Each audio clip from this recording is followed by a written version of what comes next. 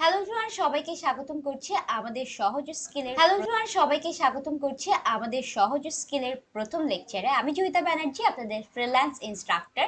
আজকে আমরা জানবো যে কেন কন্টেন্ট রাইটিং শিখবেন। কোনো কিছু শেখার আগে সবসময় সেটা জানার চেষ্টা করবেন যে ওই ব্যাপারটা আসলে কেন শিখবেন। কন্টেন্ট রাইটিং শেখার তো অনেকগুলো রিজন রয়েছে, কিন্তু তার মধ্যে কয়েকটা গুরুত্বপূর্ণ রিজন বা গুরুত্বপূর্ণ কারণ নিয়ে আমরা কথা বলবো। এখন যারা কন্টেন্ট রাইটার হতে চায় তারা সবসময় চিন্তা করে যে আমি আসলে কন্টেন্ট রাইটার হয়ে কি হব। বেসিক্যালি আপনি যখন কন্টেন্ট রাইটার হবেন তখন অবভিয়াসলি বা কন্টেন্ট রাইটিং শিখতে চাবেন, অবভিয়াসলি আপনি কন্টেন্ট রাইটার হতে যাবেন, তাই না? যারা ফেসবুকে স্ট্যাটাস লেখে, আপনার যেটা মনে ইচ্ছা হয় ওইটাই অনেক সময় লেখেন, অনেক কিছু শেয়ার করেন যেটা ভালো, কেউ কেউ অনেক ভালো কিছু শেয়ার করে, অনেক বড় বড় স্ট্যাটাস আপনি শেয়ার করেন। এই সকল কিছুই কিন্তু এক প্রকারের কন্টেন্টের মতোই হয়, এবং যে যত ভালো কন্টেন্ট লেখে আমরা তাদেরকে ফলো করি না সবসময়। সো এটার জন্য ডেফিনেটলি কন্টেন্ট রাইটার হওয়ার জন্য একদম বেসিক কারণ, সেটা কন্টেন্ট রাইটার হওয়ার জন্য এর জন্যই আপনি কন্টেন্ট রাইটিং শিখতে হয়। এখন কন্টেন্ট রাইটার হওয়ার জন্য আরো একটা কারণ আছে। চিন্তা করুন, বর্তমানে বাংলাদেশে বা বাইরের দেশে যে কোনো কিছুর জন্য কন্টেন্ট ছাড়া আসলে কি পসিবল? কন্টেন্ট ছাড়া অনলাইনের কোনো কাজই পসিবল না। সব কিছুরই রিপ্রেজেন্টেশন হয় কন্টেন্ট দিয়ে। এখন যে মানুষটা ভালো কন্টেন্ট লেখে তার কন্টেন্টটা আমাদের কাছে পৌঁছায়, কারণ আমরা সেই জিনিসটা পড়তে পছন্দ করি। যার কন্টেন্ট ভালো হয় না সেটা পছন্দ করি না, তার কন্টেন্ট আমাদের কাছে পৌঁছায় না বা বেশি শেয়ার হয় না। সো এর জন্য কন্টেন্ট রাইটিং দিয়ে অনেক সময় ছোট ছোট ব্যাপার এতটুকু হতে পারে, এত বড়ও হতে পারে। এতটুকু কন্টেন্ট দিয়ে আপনার কাছে খুব সহজেই পৌঁছে যাওয়া যায়। এর পরের কারণটা হচ্ছে সুন্দর করে রিপ্রেজেন্ট করাও একটা স্কিল। আপনি চিন্তা করেন, আমার সাথে দেখা হলো বা কারোর সাথে কখনো কোনোদিন দেখা হলো, আপনাকে কেউ জিজ্ঞেস করলো যে আপনার নাম কি, আপনি সুন্দর করে বললেন যে আপনার নাম এটা। অনেক সময় আপনি দেখেন যে আপনি শুধু নামটা বলে দিলেন। এই ব্যাপারটা যখন আপনি কোনো কন্টেন্ট রাইটিং এর ক্ষেত্রে করবেন, কন্টেন্ট রাইটিং এর কিন্তু অনেক রুলস অ্যান্ড রেগুলেশনস আছে, যেগুলো হচ্ছে একটা ফ্লোর মতো কাজ করে। কন্টেন্ট রাইটিং কে আসলে কি বলে জানেন? কন্টেন্ট রাইটিং হচ্ছে যে কমিউনিকেটিং থ্রু ওয়ার্ডস। তার মানে হচ্ছে আপনি শব্দের মাধ্যমে কমিউনিকেট করছেন আপনার অডিয়েন্সের কাছে। সো চিন্তা করুন যে এটা যদি আপনি সুন্দর করে রিপ্রেজেন্ট না করতে পারেন, তাহলে আপনার অডিয়েন্স কি আপনার কন্টেন্টটা পড়বে? পড়বে না। এর জন্য সুন্দর করে রিপ্রেজেন্ট করাও একটা স্কিল।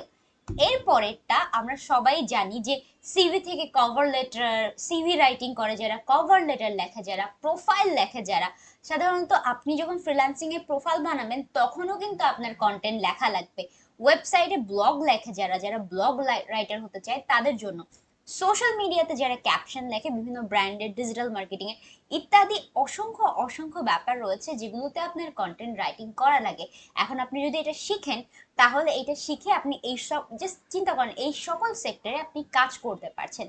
এর পরেরটা হচ্ছে অ্যাফিলিয়েট মার্কেটিং, প্রোডাক্ট রিভিউ করা, ইমেল লেখা। আপনারা যখন কাউকে ইমেল লেখেন, খুব প্রফেশনালি তো লেখেন না, অনেক সময় দেখা যায়। সো যখন আপনি খুব প্রফেশনালি ইমেল লিখতে চান তখনও কিন্তু আপনার কন্টেন্ট রাইটিং করা লাগে।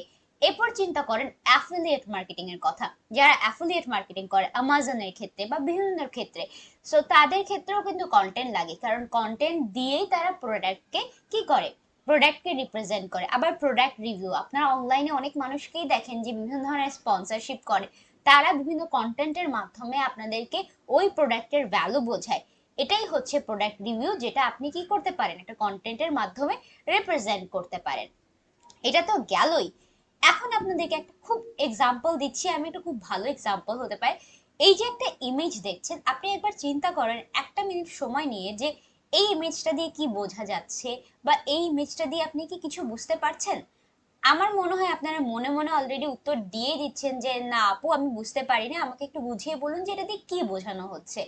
এটাই হচ্ছে যে কন্টেন্টের রিপ্রেজেন্টেশন, এবং কিভাবে সেটা চিন্তা করুন।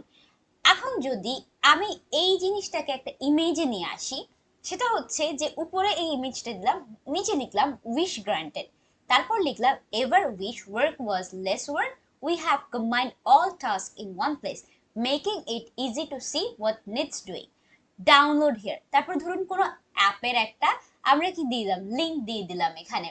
এখন আপনি বুঝতে পারছেন যে আচ্ছা, এটা এমন একটা অ্যাপ্লিকেশনের কথা বলছে যে অ্যাপ্লিকেশনটার মাধ্যমে আমরা কি করতে পারি, টাস্ক অপটিমাইজেশন করতে পারি, প্রজেক্ট ম্যানেজমেন্ট করতে পারি।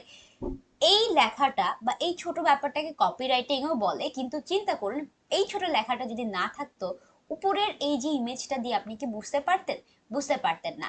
সো এইসব ক্ষেত্রেই আমাদের কন্টেন্ট লেগে থাকে। এখন আপনাদের মনে নিশ্চয়ই প্রশ্ন জাগবে যে আপু, আসলে কন্টেন্ট রাইটিং তো জানলাম, কন্টেন্ট রাইটিং তো শিখলাম, এখন কন্টেন্ট রাইটিং এর ভবিষ্যৎ কি বা এইসব কিছু সম্পর্কে আপনি আমাদেরকে জানাবেন কিনা। কিন্তু এগুলো আপনাকে আমরা জানাবো পরবর্তী লেকচারে।